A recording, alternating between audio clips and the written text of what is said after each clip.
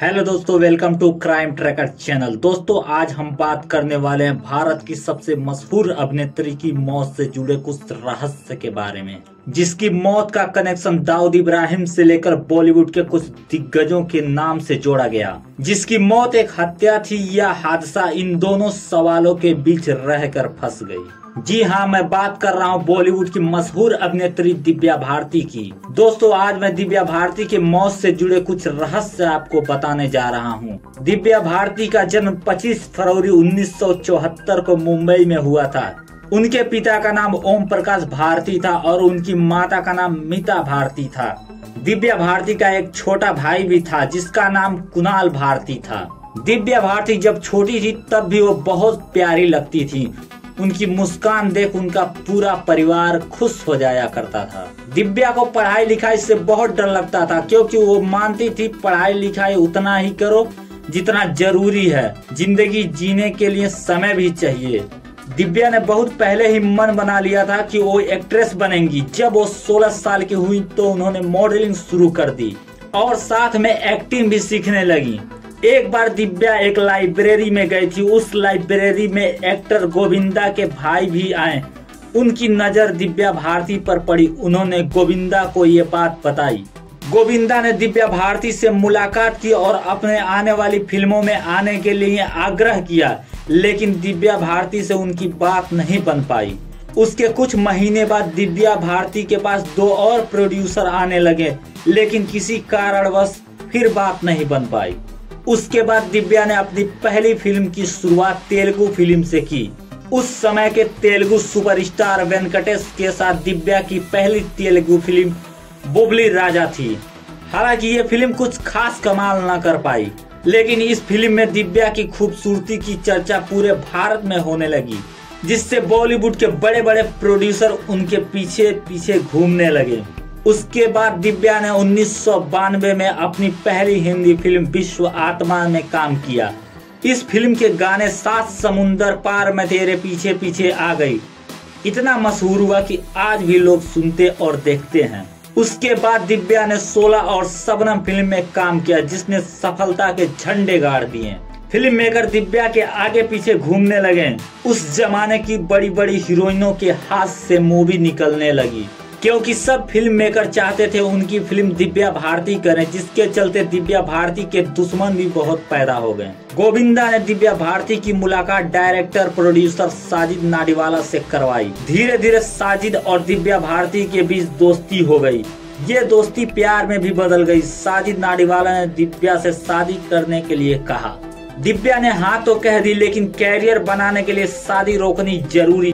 उस जमाने में अगर कोई मशहूर अभिनेत्री शादी कर लेती तो उसका डिमांड कम होने लगता और धीरे धीरे उसका कैरियर भी खत्म हो जाता। इस बात से दिव्या को बहुत डर लगता था। तब साजिद ने कहा कि वो शादी करेंगे, लेकिन किसी भी गैर को इसके बारे में जानकारी नहीं देंगे। तब दिव्या ने साजिद नाडीवाल से शादी कर ली। हालांकि ये शादी हमेशा छुपाई गई। साजिद ने शादी के बाद दिव्या को मुंबई वेस्ट के वर्सोया में स्थित तुलसी अपार्टमेंट के 5वें फ्लोर पर एक फ्लैट किराए पर लिया, जिसमें दिव्या रहा करती थी। दिव्या अक्सर शूटिंग के सिलसिले में घर से ज्यादातर बाहर ही रहा करती थी। 5 अप्रैल 1993 को जब दिव्या भारती काम के सिलसिले में हैदराबाद जाती हैं, उसके बाद काम खत्म करके मुंबई भी आ जाती हैं। ताज्जुब की बात यह थी कि दिव्या भारती इतनी बड़ी हीरोइन बन गई थी, लेकिन मुंबई में उनका खुद का एक घर नहीं था। दिव्या भारती ने तुरंत 4 BHK का एक फ्लैट की डील फाइनल की, जिसकी खुशी में उन्होंने कुछ लोगों को अपने घर इनवाइट किया। इनमें दिव्या भारती का भाई कुणाल भारती, दिव्या की कॉस्ट्यूम डिजाइनर नीता लूला और उनके पति डॉक्टर श्याम लूला। तकरीबन नीता लूला और डॉक्टर श्याम लूला 9 बजे तुलसी अपार्टमेंट में पहुंच गए। उस वक्त उस फ्लैट में 5 लोग मौजूद थे। दिव्या भारती, कुणाल भारती, नीता लूला, श्याम लूला और दिव्या की नौकरानी अमृता। अमृता किचन में खाना बना रही थी। वहीं दिव्या भारती, नीता लूला, डॉक्टर श्याम लूला तीनों शराब पी रहे थे। दिव्या का भाई बेडरूम में बैठा था। तभी अचानक कुणाल बाहर आकर दिव्या से बोला कि वो बाहर जा रहा है, कुछ काम है उसे। दिव्या ने कहा ठीक है। दिव्या भारती और नीता लूला फिल्म आंदोलन के कॉस्ट्यूम के बारे में बात करने लगी। धीरे धीरे समय कब गुजर गया पता ही नहीं चला। दिव्या फिर एक पैक शराब लेकर अपने खिड़की के पास बैठने की कोशिश करने लगी, जहां वो अक्सर बैठा करती थी। लेकिन ताज्जुब की बात है, उस अपार्टमेंट के बालकनी में 1 से लेकर 4 मंजिल तक लोहे की ग्रिल लगा था, लेकिन दिव्या के फ्लैट में कुछ भी नहीं लगा था। पूरी तरह खुली खिड़की थी। दिव्या जब शराब का पैक लेकर बैठने की कोशिश कर रही थी और साथ में नीता लूला से बात भी कर रही थी, तभी अचानक उनका बैलेंस बिगड़ा और वो 5 मंजिल से सीधा नीचे फर्श पर गिर गईं। नीता लूला, श्याम लूला और दिव्या की नौकरानी अमृता को कुछ भी समझने का मौका तक नहीं मिला। वो बदहवास चिल्लाने लगे। वहां आसपास के फ्लैट वाले तुरंत नीचे दौड़े। खून से लथपथ दिव्या फर्श पे पड़ी रही। डॉक्टर श्याम लूला ने पास में खड़े लोगों की मदद से दिव्या को आर्यन कपूर हॉस्पिटल में भर्ती करवाया, जहां अक्सर रहस्यमय मौत मरने वाले एक्टरों की बॉडी लाई जाती है, चाहे वो जिंदा हो या मर गए हो। खैर, दिव्या भारती जब अस्पताल में पहुंची तब तक बहुत देर हो चुकी थी। डॉक्टरों ने उन्हें मृत घोषित कर दिया। दिव्या भारती के घर वालों को जब ये बात पता चली तो वो बदहवास चिल्लाने लगे और बेहोश होने लगे। उनके पिता कहते रहे, मेरी बेटी को उन लोगों ने मार दिया। उधर जब दिव्या भारती के पति साजिद नाडीवाला को ये बात पता चली तो उन्हें यकीन तक नहीं हुआ, और जब वो हॉस्पिटल आए तो दिव्या की लाश देख वो एकदम बेहोश हो गए। उनकी तबीयत बहुत ज्यादा खराब होने लगी, जिससे उनको तुरंत आईसीयू में भर्ती किया गया। ताज्जुब की बात यह है कि दिव्या की मां इकलौती ऐसी शख्स थी जो दिव्या के मरने के 3 घंटे के बाद आई थी, जिससे दिव्या के पिता ओम प्रकाश अपनी पत्नी पर चिल्लाने लगे और कहने लगे, तेरे कारण से मेरी बच्ची मर गई। वहाँ पे खड़े लोग ये सब सुनते रहे। उसके बाद दिव्या की मां अपने घर चली गई। 4 घंटे के बाद जब हॉस्पिटल में पुलिस आई तो उन लोगों ने सबका बयान दर्ज किया, जो लोग उस वक्त दिव्या के फ्लैट में मौजूद थे। उनमें नीता लूला और डॉक्टर श्याम लूला ने एक बात पुलिस को बताई कि कैसे दिव्या और वो लोग शराब पी रहे थे। तभी दिव्या शराब का एक पैग लेकर खिड़की के पास बैठने गई।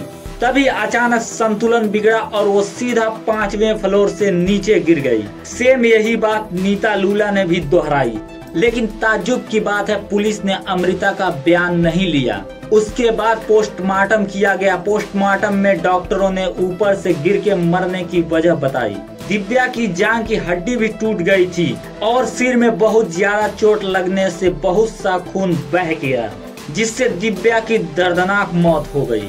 पोस्टमार्टम के बाद दिव्या भारती का अंतिम संस्कार किया गया। उसके बाद पूरे भारत में शोक की लहर दौड़ गई। ये सब कुछ इतनी जल्दी हुआ कि किसी को सोचने तक का मौका नहीं मिला। दिव्या ने महज 3 साल के बॉलीवुड के कैरियर में 20 फिल्में की, जिसमें ज्यादातर हिट साबित हुई। उस जमाने में उनके टक्कर में कोई नहीं था, जिससे बाकी अभिनेत्रियों का काम दिव्या भारती की वजह से छिनता चला गया। उससे खासा परेशान था अंडरवर्ल्ड। चलिए बताते हैं आखिर क्यों दिव्या भारती की मौत एक हादसा नहीं बल्कि सोची समझी साजिश लगती है। नंबर 1, तुलसी अपार्टमेंट के हर एक फ्लैट में लोहे की खिड़की थी, लेकिन दिव्या भारती की 5वीं मंजिल पर लोहे की खिड़की नहीं थी। नंबर 2, आखिर उस वक्त की नौकरानी अमृता का पुलिस ने तुरंत बयान क्यों नहीं लिया।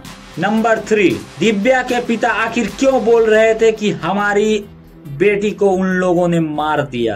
नंबर 4, दिव्या की मौत में अंडरवर्ल्ड का भी नाम आया था, क्योंकि अंडरवर्ल्ड के लोगों का बॉलीवुड में बहुत पैसा लगा था और सारे काम दिव्या भारती को मिलने लगे, जिससे अंडरवर्ल्ड को ज्यादा नुकसान होने लगा। नंबर 5, साजिद नाडीवाला के अंडरवर्ल्ड से संबंध होने तक के लोग दावे करने लगे। दोस्तों, आपको बहुत हैरानी होगी ये बात जान के कि दिव्या भारती के मौत के 1 महीने बाद उनकी नौकरानी अमृता का हार्ट अटैक से मौत हो। ये बातें कुछ हजम नहीं होती हैं।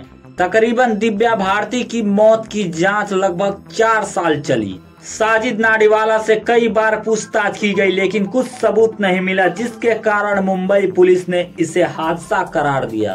दोस्तों, आपकी क्या राय है हमें कमेंट के माध्यम से जरूर बताएं। अपना बहुमूल्य समय देने के लिए धन्यवाद। अगर हमारी मेहनत आपको पसंद आई हो तो हमारे चैनल को लाइक करें, सब्सक्राइब करें। धन्यवाद। जय हिंद, वंदे मातरम।